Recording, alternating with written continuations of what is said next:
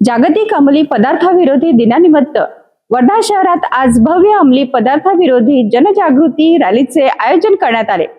या रॅलीला जिल्ह्याचे पालकमंत्री तथा राज्याचे गृहमंत्री डॉक्टर पंकज भोयर यांनी हिरवा झेंडा दाखवून शुभारंभ केला। या रॅलीत प्रशासन, विद्यार्थी आणि नागरिकांनी उत्स्फूर्त सहभाग नोंदवत नशामुक्त वर्धाचा संदेश दिला। जागतिक अंमली पदार्थाविरोधी दिनानिमित्त वर्धा जिल्हा प्रशासन आणि पोलीस विभागाच्या वतीने आज अंमली पदार्थाविरोधी जनजागृती रॅलीचे आयोजन करण्यात आले। या रॅलीचा शुभारंभ जिल्ह्याचे पालकमंत्री तथा राज्याचे ग्रामीण राज्यमंत्री डॉक्टर पंकज भोयर यांच्या हस्ते हिरवा झेंडा दाखवून करण्यात आला।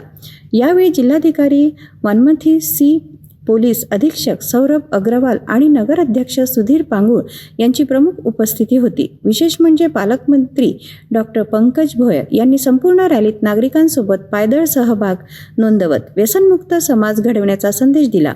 रॅलीमध्ये विद्यार्थी, विविध शासकीय विभागांचे अधिकारी, कर्मचारी, सामाजिक संस्था आणि नागरिक मोठ्या संख्येने सहभागी झाले होते।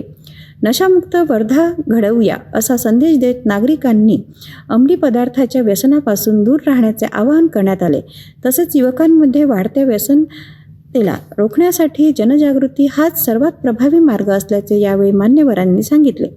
व्यसनमुक्त, निरोगी आणि सुदृढ समाज निर्माण करण्यासाठी प्रत्येक नागरिकाने पुढाकार घेण्याचे आवाहन या रॅलीच्या माध्यमातून करण्यात आले। वर्ध्यातील या जनजागृती रॅलीमधून नशामुक्त समाज हा संदेश जनतेपर्यंत पोहोचवण्याचा प्रयत्न करण्यात आला।